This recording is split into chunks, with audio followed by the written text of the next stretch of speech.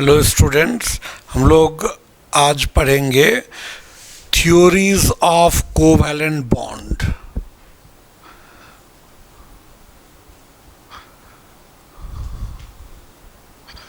Theories of covalent bond. जो covalent bond होते हैं, तो कोवैलेंट बॉन्ड का कुछ थ्योरी उससे रिलेटेड ये ऑर्बिटल कंसेप्ट या एडवांस थ्योरी है ये। तो थ्योरीज ऑफ कोवैलेंट बॉन्ड में एक जैसे पुराना थ्योरी था वो इलेक्ट्रॉनिक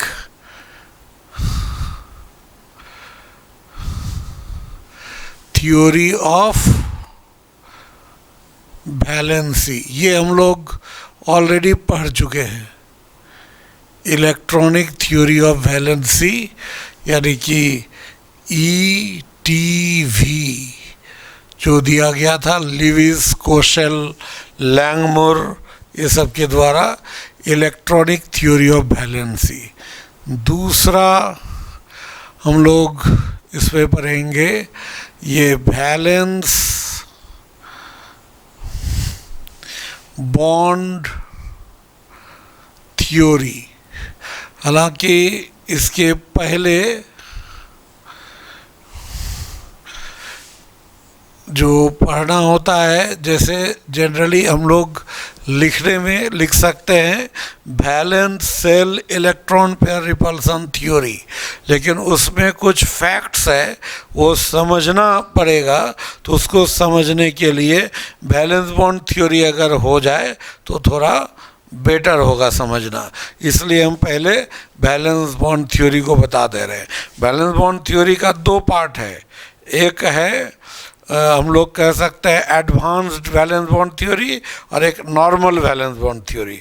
तो हम पहले यहाँ वैलेंस बॉन्ड थ्योरी बताएंगे, फिर हम VSEPR थ्योरी बताएंगे, फिर एडवांस्ड वैलेंस बॉन्ड थ्योरी बताएंगे, और तब आएगा यानी कि इस जगह तीसरा नंबर में हम लोग पढ़ेंगे valence shell electron pair repulsion, electron pair repulsion theory. इसको हम लोग VSEPR थ्योरी, VSEPR थ्योरी कहते हैं, है ना, valence shell electron pair repulsion theory. चौथा,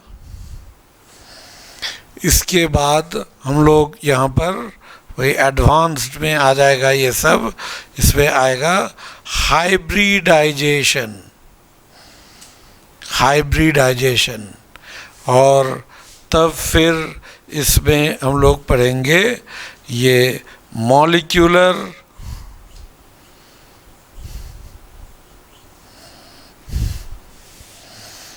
orbital theory, molecular orbital theory. इसको हम लोग ऐसे MOT ये कहते हैं, है ना, इस तरह से। इसके बाद एक होता है यूनाइटेड एटम थ्योरी, UAT, लेकिन वो हम लोग को +2 लेवल में नहीं पढ़ना है। Electronic theory of valency was given by Lewis, Kossel, Langmuir ये सब साइंटिस्ट के द्वारा। Valence bond theory by Heitler and London. Later on वो जो एडवांस किया गया वो पॉलिंग और स्लेटर के द्वारा, जिसको हम लोग हाइब्रिडाइजेशन कहते हैं, वो एडवांस्ड है। और valence shell electron pair repulsion theory was given by Gillespie and Nyholm and later on extended by, उसमें पहले दिया गया था सिजविक और पॉवेल के द्वारा, बाद में एक्सटेंड किया गया गिलेस्पी और नायोल्म के द्वारा। और ये हाइब्रिडाइजेशन जो उसका एडवांस्ड है, ये पॉलिंग और स्लेटर, लाइनस पॉलिंग है ना, लाइनस पॉलिंग, ये इनको, ये इतने बड़े वैज्ञानिक हैं, इनको 2 बार नोबेल प्राइज़ मिला है। किसी किसी को 1 बार नोबेल प्राइज़ मिलने में लाइफ बीत जाता है, इनको 2 बार मिला है, और दोनों बार बॉन्डिंग से ही रिलेटेड, बॉन्डिंग पर ही काम करने के वजह से, लाइनस पॉलिंग। और इनका कहना था, वो हम शुरू में, इस चैप्टर के शुरू में हम उस बात को डिस्कस भी किए हैं कि कोई चीज़ को नहीं जानने से अच्छा, एकदम पूरी तरह एक्यूरेट जानना चाहते हैं, उस वजह से जाने ही नहीं, उससे अच्छा है कि थोड़ा गलत सलत भी लेकिन जाने, कुछ नॉलेज रहना चाहिए उसके बारे में। अब जब जानेंगे थोड़ा थोड़ा तो फिर धीरे धीरे वो इम्प्रूव होता जाएगा और ज़्यादा हम लोग जान पाएंगे। तो ये लाइनस पॉलिंग के द्वारा मॉलिक्यूलर ऑर्बिटल थ्योरी, MOT, इसको बार बार नहीं पढ़ना है ना, इसको बार बार अगर पढ़ेंगे तो क्या पढ़ा जाएगा बताइए, पढ़ के देखिए तो बार बार क्या होगा, क्या पढ़ा जाएगा, MOT क्या हो गया, है ना। तो इसलिए इसको एक ही बार पढ़ना है ना।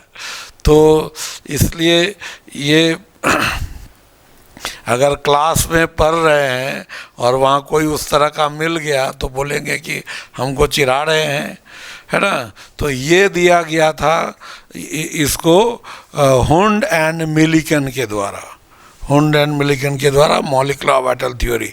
और यूनाइटेड एटम थ्योरी ये दिया गया था कॉल्सन के द्वारा, लेकिन वो हमारे +2 का पार्ट नहीं है। तो एक एक करके ये इलेक्ट्रॉनिक थ्योरी ऑफ वैलेंसी हम लोग पहले पढ़ ली हैं, जो ऑक्टेट कंसेप्ट पर बेस्ड है, ऑक्टेट रूल, वो सब हम लोग पहले डिस्कस कर चुके हैं, ये तो हो गया है। तो हम लोग को अभी पढ़ना है वैलेंस बॉन्ड थ्योरी, ठीक है। तो वैलेंस बॉन्ड थ्योरी यानी VBT, valence bond theory.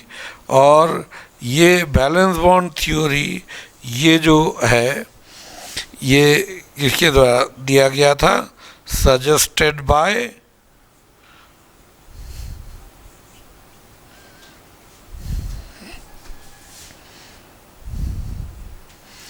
हाइटलर and London, ये 1927 में दिया गया था, और later on extended by Pauling and Slater in 1931-32। इस समय इन लोगों के द्वारा दिया गया था, ये सजेस्ट किया गया था, है ना, suggested by Hitler and London and extended by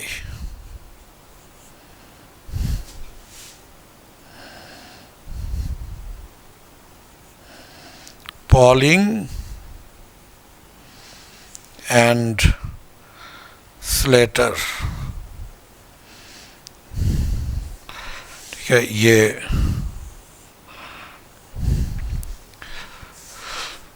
ठीक है। तो बैलेंस बॉन्ड थ्योरी, इसको हम लोग 2 पार्ट में पढ़ेंगे। इसका 2 एस्पेक्ट है, 2 पॉइंट ऑफ व्यू है ना। तो 2 एस्पेक्ट है बैलेंस बॉन्ड थ्योरी का। एक हम लोग पढ़ेंगे in terms of energy consideration. ये एनर्जी कंसीडरेशन मतलब हम लोग जो भी एनर्जी चेंज है उसको ध्यान में रखते हैं। और दूसरा है in terms of orbital overlapping, orbital overlapping consideration.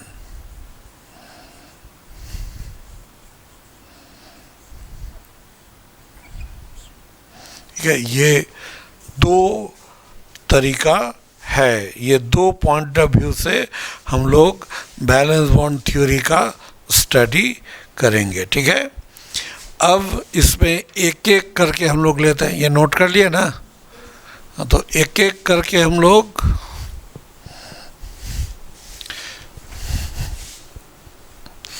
अब लेते हैं। सबसे पहले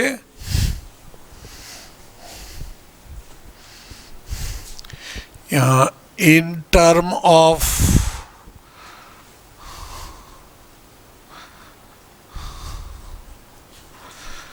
एनर्जी, एनर्जी के टर्म में, मतलब जब दो एटम आपस में बॉन्ड बनाता है या बॉन्ड बनाएगा तो एनर्जी में क्या क्या चेंजेज आते हैं, ठीक है। तो इसमें होता है क्या कि जब दो एटम एक दूसरे से काफ़ी दूर है ना, तो दो ऑर्बिटल के भी या दो एटम के बीच कोई इंटरेक्शन नहीं होता है, तो उसमें एनर्जी का कोई चेंजेस नहीं होगा और उसका एनर्जी हम लोग क्या मानते हैं, जीरो, पोटेंशियल एनर्जी जीरो। लेकिन जब दोनों को एक दूसरे के हम लोग नज़दीक लाते हैं, एक दूसरे के अगर हम लोग नज़दीक लाएंगे तो धीरे धीरे वो नज़दीक लाएंगे तो वहाँ new forces, force of interaction begin to work, नए तरह के फोर्स वहाँ पर काम करना शुरू करते हैं। तो यहाँ हम लोग लिखेंगे कि when two atoms are far apart from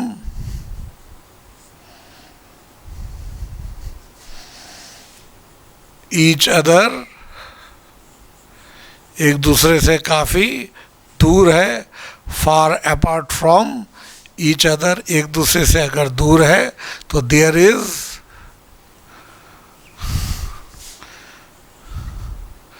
no interaction,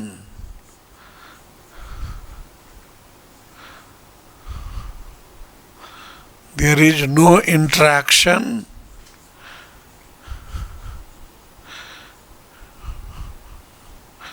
there is no interaction between them, उसके बीच कोई इंटरेक्शन नहीं है। एंड हेंस ये potential energy is equal to zero, ये पोटेंशियल एनर्जी जीरो हो जाएगा जब एक दूसरे से काफ़ी दूरी पर है। लेकिन अब हम लोग क्या करते हैं, धीरे धीरे दोनों एटम को एक दूसरे के नज़दीक लाते हैं।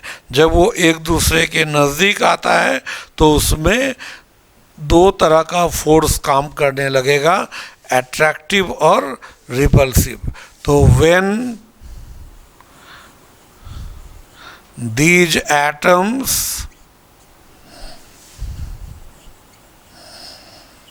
are या these atoms come closer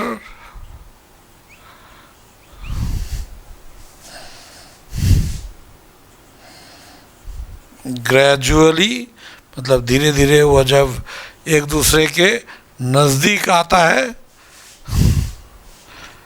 the following new forces, following new forces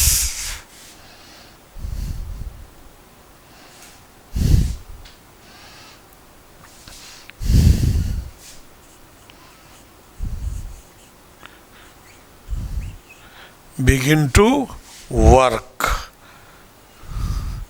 या following new forces क्या हो जाएगा, कम इनटू कंसिडरेशन या ऑपरेशन, ये काम करना शुरू करता है। क्या क्या फोर्स है, एक होता है ये हम लोग लेते हैं ये attractive force,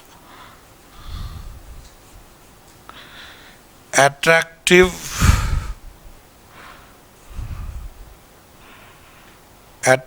force, attractive force कहाँ होता है? Forces between the nucleus of one atom and electron of another atom.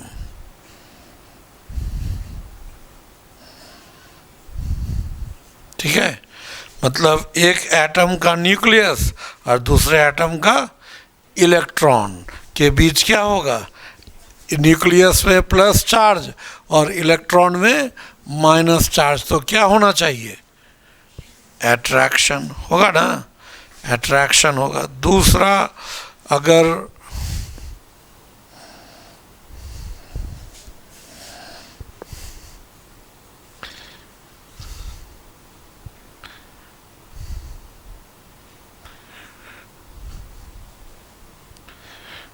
Repulsive force, repulsive force ये होता है दो के बीच, ये बिटवीन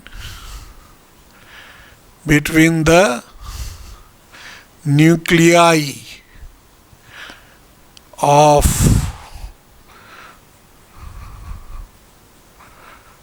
टू एटम्स, दो एटम के न्यूक्लियस के बीच, और दूसरा क्या हो जाएगा? Between the electrons of two atoms. Repulsion क्या होगा? जैसे दो एटम जब हम लोग रखेंगे अगल बगल, ये एक एटम है और ये दूसरा एटम है, इसका न्यूक्लियस इसका न्यूक्लियस, इसमें भी प्लस चार्ज, तो इन दोनों के बीच तो रिपल्सन होगा ना। और इसका इलेक्ट्रॉन होगा तो इसका न्यूक्लियस अट्रैक्शन होगा, और इसका इलेक्ट्रॉन होगा तो इसका न्यूक्लियस अट्रैक्शन होगा। और अगर दोनों इलेक्ट्रॉन के बीच क्या होगा? रिपल्सन होगा। तो रिपल्सन भी होगा और अट्रैक्शन भी होगा। अब देखना है बॉन्ड कब बनना चाहिए, अट्रैक्शन ज़्यादा होगा तब या रिपल्सन ज़्यादा होगा तब? बॉन्ड तो बनेगा अट्रैक्शन ज़्यादा होगा। दो आदमी में द फ्रेंडशिप कब होगा, है ना? वो तो जब अट्रैक्शन डोमिनेंट होगा, है ना? तो वही है कि अगर एक सिस्टम में ये क्या होता है, सिस्टम में हम लोग ये कह सकते हैं ये जो रिपल्सिव फोर्स है, तो रिपल्सिव फोर्स क्या हो जाएगा? एनर्जी को बढ़ाएगा और अट्रैक्टिव फोर्स एनर्जी को घटाएगा। तो अगर अट्रैक्शन डोमिनेंट है तो एनर्जी घटेगा और सिस्टम स्टेबल होता चला जाएगा, और रिपल्सन जब डोमिनेंट होगा तो एनर्जी बढ़ेगा और सिस्टम अनस्टेबल होता चला जाएगा। तो इसमें लैंग्वेजेस ज़्यादा हैं, इसलिए हम वो टाइम को सेव करने के लिए हम बीच में उसको लिख देते हैं, उस समय मतलब वो एडिट करके हम हटा देंगे। ठीक है, तो इसमें अब यहाँ लिखना है इफ इन अ सिस्टम, ठीक है, कि अगर इसमें क्या होगा, मान लीजिए सिस्टम का ये जो यहाँ पर हम लोग लिए कि जब दो एटम को नज़दीक लाए तो एक एटम का इलेक्ट्रॉन दूसरे का न्यूक्लियस के बीच अट्रैक्शन हुआ। अट्रैक्शन क्या करता है? एनर्जी को घटाना चाहता है। जब कभी भी दो चीज़ के बीच अट्रैक्शन होगा, एनर्जी का लॉस होगा। और दोनों के न्यूक्लियस या दोनों के इलेक्ट्रॉन के बीच रिपल्सन होगा, और वो रिपल्सन क्या करेगा? वो रिपल्सन एनर्जी को बढ़ाएगा। रिपल्सन दो न्यूक्लियस के बीच भी हो सकता है, दो इलेक्ट्रॉन के बीच भी हो सकता है। तो इसीलिए अब अगर इन दोनों का नेट देखा जाता है, नेट अगर फोर्स क्या होता है, अगर नेट फोर्स अट्रैक्टिव है, यानी अट्रैक्शन डोमिनेंट है, तो सिस्टम का एनर्जी घटेगा। एनर्जी घटेगा मतलब स्टेबिलिटी बढ़ेगा, यानी कि वहाँ बॉन्ड बनने की संभावना है। लेकिन अगर सिस्टम में ये न्यू फोर्स एनर्जी को बढ़ा देता है, एनर्जी अगर बढ़ रहा है, इसका मतलब वहाँ बॉन्ड बनने की कोई संभावना नहीं है। ठीक है, ये बॉन्ड वहाँ पर नहीं बन सकता। तो अब इसका हम लोग दो एग्जाम्पल लेते हैं। एक फॉर्मेशन ऑफ H2 मॉलिक्यूल है ना, H2 मॉलिक्यूल जो बनेगा वो किस तरीके से, इसको हम लोग कंसीडर करते हैं। सबसे पहला यहाँ अब लेते हैं हम लोग ये फॉर्मेशन ऑफ H2 मॉलिक्यूल।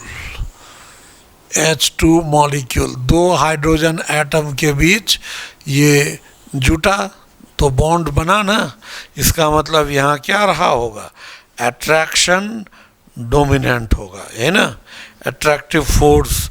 तो अगर मान लीजिए कोई एक ये जो है हाइड्रोजन एटम का न्यूक्लियस हो गया, ठीक है, एक एटम का, और ऐसे जो ये ऐसे ऑर्बिट पे एक इलेक्ट्रॉन हो गया, ये इलेक्ट्रॉन और ये न्यूक्लियस, ठीक है। और एक दूसरा एटम हम लोग लिए, इसी तरह से दूसरा एक हाइड्रोजन एटम है, उसका न्यूक्लियस यहाँ पर, और उसमें भी क्या हो जाएगा? इलेक्ट्रॉन हो सकता है ना। तो यहाँ पर हम लोग इलेक्ट्रॉन अगर लेते हैं तो क्या हो जाएगा? ये इलेक्ट्रॉन और इस इलेक्ट्रॉन के बीच क्या होगा? ये तो रिपल्सिव फोर्स हो जाएगा, है ना। इन दोनों के बीच क्या हो जाएगा? इन दोनों के बीच भी हम लोग क्या ले सकते हैं? रिपल्सिव फोर्स होगा ना। लेकिन इसके बीच क्या होगा? अट्रैक्टिव फोर्स, ऐसे लिख दिए। और इसके बीच क्या होगा? यहाँ भी अट्रैक्टिव फोर्स होगा। तो यहाँ पर रिपल्सिव फोर्स ये दो हुआ और दो अट्रैक्टिव हो गया, ठीक है, दोनों का नंबर बराबर। तो इसमें हम लोग क्या करते हैं, एक्चुअली दो न्यूक्लियस के बीच का डिस्टेंस ज़्यादा है, तो यहाँ रिपल्सन थोड़ा सा कम है ना, तो अट्रैक्शन यहाँ पर डोमिनेंट हो जाता है। तो अट्रैक्शन डोमिनेंट होगा तो यहाँ बॉन्ड बनेगा, ठीक है। तो इसको हम लोग जब ग्राफ के थ्रू इसको दिखाए, ये ग्राफ इस तरह से, ये यहाँ पर ऐसे हम लोग लिए, यहाँ पर ये पोटेंशियल एनर्जी है ना, और इसके नीचे भी लिए, ये पोटेंशियल एनर्जी नीचे नेगेटिव, ऊपर क्या होगा? पॉजिटिव। और यहाँ पर दोनों के बीच का डिस्टेंस लिए r। तो जब इनफिनाइट दूरी पर था, बहुत दूर था, यहाँ पर था, तब क्या होगा? इनफिनाइट डिस्टेंस पर तो एनर्जी, कोई इंट्रैक्शन हो नहीं रहा था। तो यहाँ जो रिपल्सन का जो ग्राफ होगा, रिपल्सन का ग्राफ कैसा होगा? इस जगह अगर रिपल्सन हो तो रिपल्सन में तो पोटेंशियल एनर्जी बढ़ता है, तो रिपल्सन का ग्राफ ऐसा होगा। ये किसको रिप्रेजेंट करेगा? ये रिपल्सन को या रिपल्सन। और अगर सिर्फ अट्रैक्शन को दिखाया जाए, अट्रैक्शन का ग्राफ ये ऐसे यहाँ, तो जीरो के क्लोज हो जाएगा। और यहाँ पर अगर ये इस तरह से अगर हम लोग को दिखाया जाए, ये यहाँ पर ये एट्रैक्शन का ग्राफ हुआ, एट्रैक्शन होगा, सिर्फ एट्रैक्शन को अगर दिखा रहे हैं तो लगातार ये घटता जाएगा। लेकिन क्या होगा, यहाँ तो दोनों काम कर रहा है, तो दोनों का नेट जो होता है वो यहाँ से ऐसे ऐसे होगा, एक सर्टेन मिनिमम तक घटेगा, उसके बाद फिर क्या होता है, ये बढ़ने लगेगा। ठीक है, उसके बाद ये इस तरह से बढ़ने लगेगा, तेजी से बढ़ने लगेगा। तो यहाँ पर इस जगह पोटेंशियल एनर्जी मिनिमम हो गया, तो इसी जगह यह मिनिमम कब, यहाँ एट्रैक्शन मैक्सिमम हो गया, तब ना पोटेंशियल एनर्जी मिनिमम हुआ। इसके बाद तो रिपल्सन काम कर रहा है, यहाँ तक एट्रैक्शन डोमिनेंट था, बढ़ता गया एट्रैक्शन, एनर्जी घटता गया, जहाँ तक एट्रैक्शन मैक्सिमम हुआ एनर्जी मिनिमम हो गया। उससे और नज़दीक लाएंगे तो दोनों का न्यूक्लियस नज़दीक हो जाएगा, फिर रिपल्सन बढ़ने लगेगा, तो रिपल्सन बढ़ेगा तो एनर्जी क्या होगा, बढ़ेगा। और ये जो एनर्जी यहाँ जो मिनिमाइज हुआ, मिनिमम, इसी को हम लोग बॉन्ड एनर्जी कहते हैं। इसको क्या कहेंगे, ये बॉन्ड एनर्जी, बॉन्ड बनने में जो एनर्जी रिलीज हुआ, यहाँ एट्रैक्शन मैक्सिमम, और ये जो डिस्टेंस हुआ यहाँ से यहाँ तक, ये दूरी क्या हुआ, ये तो दो न्यूक्लियस के बीच की दूरी को दर्शा रहा है, इस डिस्टेंस को क्या कहेंगे, बॉन्ड लेंथ कहेंगे।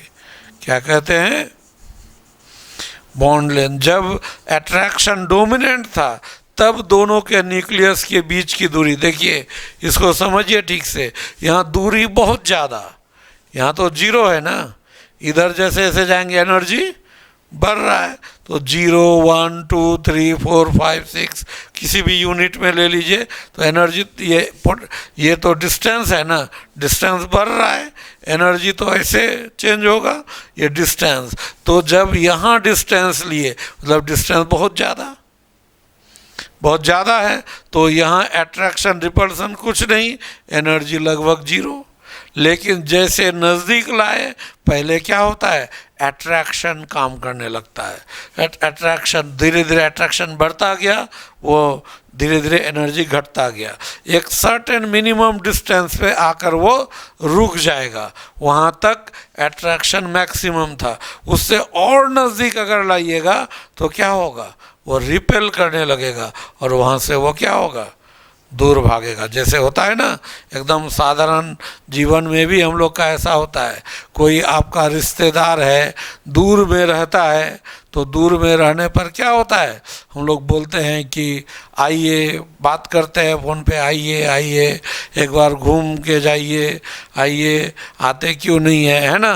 उसके बाद बुला तो लिए, जब आ गए, दो चार दिन रह गए, उसके बाद मन ही मन सोचते हैं अभी लोग कब जाएंगे, है ना।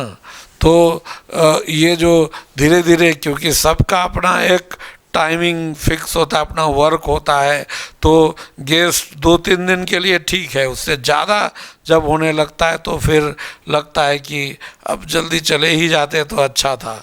तो वहाँ पर क्या, रिपल्सन शुरू। तो वो जहाँ तक एट्रैक्शन मैक्सिमम है उस समय तक ये वहीं पर बॉन्ड बनता है, और उस बॉन्ड बनने में नेट जितना एनर्जी का लॉस हुआ ये बॉन्ड एनर्जी है, और ये जो डिस्टेंस है यहाँ से, ये कोवैलेंट बॉन्ड का लेंथ हो गया। ठीक है, ये यहाँ पर ये ग्राफ प्रैक्टिकली खींचा गया फोर्स ऑफ अट्रैक्शन को लेते हुए, तो यहाँ देखा गया नेट एट्रैक्टिव फोर्स डोमिनेंट है। ठीक है, एट्रैक्टिव फोर्स यहाँ डोमिनेंट है। अब इस जगह इसलिए कहा जाता है कि यह एट्रैक्टिव फोर्स डोमिनेंट है, तो क्या होगा, यहाँ पर 2 H एटम के बीच बॉन्ड बन जाएगा। यहाँ दिख रहा है कि एनर्जी तो उसका घट रहा है, यानी एक सर्टेन स्टेट में जाकर क्या होगा, बॉन्ड बन जाएगा। अब हम लोग लेते हैं क्या, दूसरा, ये दूसरा हम लोग यहाँ एक्सप्लेन करते हैं, दूसरा नंबर। ये नॉन फॉर्मेशन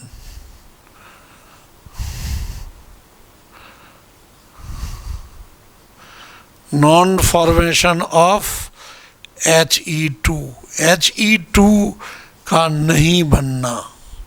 क्यों नहीं बनता He2 मॉलिक्यूल, इसका फॉर्मेशन क्यों नहीं होता? तो क्या हो जाएगा, He2 क्यों नहीं बनता? तो यहाँ देखिए He का ये न्यूक्लियस हो गया है ना, ये न्यूक्लियस He का, और इसका जो एक ऑर्बिट है, ऐसे एक ऑर्बिट लिए इस तरह से, इस ऑर्बिट पे हम लोग लिए 2 इलेक्ट्रॉन, तो एक इलेक्ट्रॉन हम लोग यहाँ रखे, ये इलेक्ट्रॉन, एक इलेक्ट्रॉन हम रखे यहाँ पर, होगा ना। उसी तरह से यहाँ पर फिर हम लोग दूसरा ऐसे रखते हैं, ये इस जगह दूसरा ऐसे, यहाँ पे इस जगह भी हीलियम का न्यूक्लियस, और यहाँ पर भी एक इलेक्ट्रॉन लिए, और इधर भी एक इलेक्ट्रॉन लिए, तो क्या हो जाएगा, इन दोनों इलेक्ट्रॉन के बीच रिपल्सन होगा, इन दोनों इलेक्ट्रॉन के बीच रिपल्सन होगा, और इन दोनों के बीच भी क्या होगा, रिपल्सन होगा ना, और इन दोनों के बीच भी क्या होगा, रिपल्सन होगा।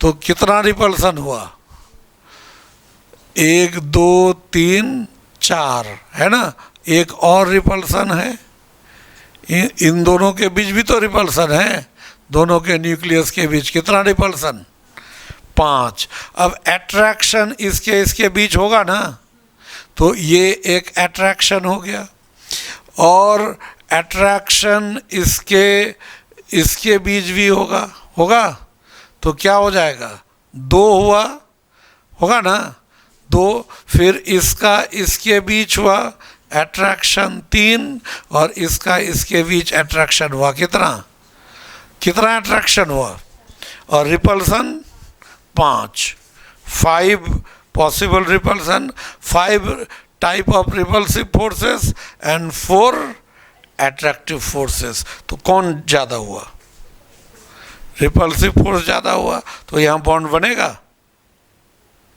रिपल्सन ज़्यादा होगा तो एनर्जी बढ़ेगा ना, और सिस्टम का एनर्जी बढ़ेगा तो बॉन्ड बनने का कोई चांस नहीं है। तो यहाँ पे इस जगह यहाँ पर क्या हो जाएगा, ये तो अभी लग रहा है कॉम्प्लिकेटेड, लेकिन एक एक करके एरो बनाना है। आप लोग अगर इसको नोट कीजिएगा तो अट्रैक्टिव को रेड कलर कर दीजिए, रिपल्सिव को ऐसे भी कर सकते हैं, है ना। तो हियर क्या हो जाएगा, number of repulsive forces, number of repulsive forces, उसको ऐसे अगर नंबर वाइज काउंट करें तो greater than number of attractive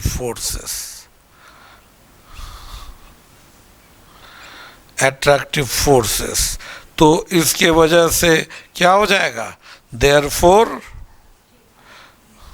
there is increase in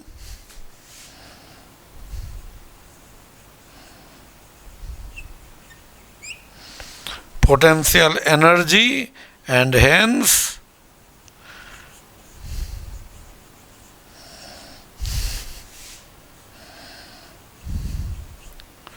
there is no bond formation, और यहाँ बॉन्ड बनने का कोई चांस नहीं है, there is no bond formation. तो इसका जो हम लोग ग्राफ खींचेंगे, कैसा ग्राफ आएगा, इसका अगर ग्राफ लेंगे यहाँ पर इस तरह से, यहाँ पर पोटेंशियल एनर्जी और इधर आर, तो यहाँ पर तो अट्रैक्शन यहाँ पर होगा ही नहीं, यहाँ जो नेट फोर्स अगर लेंगे तो सीधा इस तरह से हो जाएगा। ये नेट फोर्स यहाँ पर क्या होगा, केवल ये नेट पोटेंशियल एनर्जी यहाँ पर क्या हो रहा है, धीरे धीरे इंक्रीज कर रहा है। जैसे जैसे नज़दीक ला रहे हैं एनर्जी क्या हो रहा है, बढ़ रहा है, यहाँ डिक्रीज होने का कोई चांस नहीं। तो हीलियम में इस तरह का कर्व आया, एनर्जी बढ़ रहा है सिस्टम का, इसलिए यहाँ बॉन्ड नहीं बनेगा। और हाइड्रोजन में दोनों बराबर था, नंबर ऑफ एट्रैक्टिव और रिपल्सिव बराबर था, लेकिन दोनों के न्यूक्लियस के बीच का डिस्टेंस ज़्यादा था। इस वजह से क्या हुआ कि रिपल्सन थोड़ा कम, अट्रैक्शन डोमिनेंट हो गया। इस वजह से यहाँ पर नेट एनर्जी का लोअरिंग हुआ और इसलिए यहाँ बॉन्ड का फॉर्मेशन हो गया। तो इससे ये क्लियर हो गया कि हीलियम क्यों बॉन्ड नहीं बनाता है और हाइड्रोजन क्यों बॉन्ड बनाता है। इसका कौन सा एक्सप्लेनेशन हुआ, एनर्जी के फॉर्म में एक्सप्लेनेशन हुआ ना, एनर्जी के टर्म में एक्सप्लेनेशन हुआ। यही चीज़ इलेक्ट्रॉनिक थ्योरी ऑफ वैलेंसी में कैसे एक्सप्लेन किया गया था कि हीलियम के पास एक और केवल एक ही ऑर्बिट है जिसमें मैक्सिमम 2 इलेक्ट्रॉन रह सकता है और 2 है हीलियम में, नोबल गैस कॉन्फ़िगरेशन, इसलिए वो बॉन्ड नहीं बनाएगा। तो वहाँ कारण अलग दिया गया, यहाँ कारण अलग दिया गया, लेकिन कंक्लूजन सेम कि हीलियम 2 हीलियम एटम के बीच बॉन्ड नहीं बनेगा। यही चीज़ फिर जब गया इसमें फिर बाद में मॉलिक्यूलर ऑर्बिटल थ्योरी में पढ़ेंगे, वो कुछ और तरीका बताया, लेकिन उसका भी रिजल्ट वही कि 2 हीलियम एटम के बीच बॉन्ड नहीं बनेगा। ठीक है, तो सब एक ही बात को अलग अलग तरीके से समझाने का प्रयास किया है ना, जो थोड़ा और एडवांस तरीके से है ना। तो एक ही चीज़ को अलग अलग समय में वो अलग अलग तरीके से समझाने का प्रयास किया गया है और सभी ऑलमोस्ट सही है ना। लेकिन जो नोबल गैस कॉन्फ़िगरेशन का लिया गया था तो कुछ जगह जाकर वो गलत हो गया, और फिर बैलेंस बॉन्ड थ्योरी, इसमें भी कुछ जगह जाकर गलत हो गया। तब फिर क्या लिया गया, मॉलिक्यूलर ऑर्बिटल थ्योरी। वहाँ थियोरेटिकली हम एक्सप्लेन कर पाएंगे, यहाँ थियोरेटिकली नहीं। ये तो हमको ये महसूस करना पड़ेगा, ये प्रैक्टिकली हम लोग ये फील करेंगे और ये प्रैक्टिकली ग्राफ ड्रॉ करके देख रहे हैं कि एनर्जी बढ़ रहा है, इसलिए यहाँ बॉन्ड नहीं बनेगा।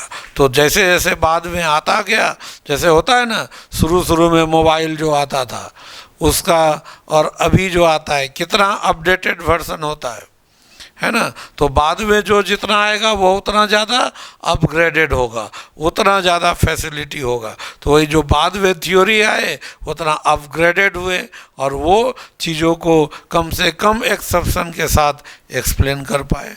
ठीक है, तो ये हो गया energy consideration of valence bond theory. अब दूसरा हम लोग लेते हैं क्या, ये ऑर्बिटल ओवरलैप कंसिडरेशन। ठीक है।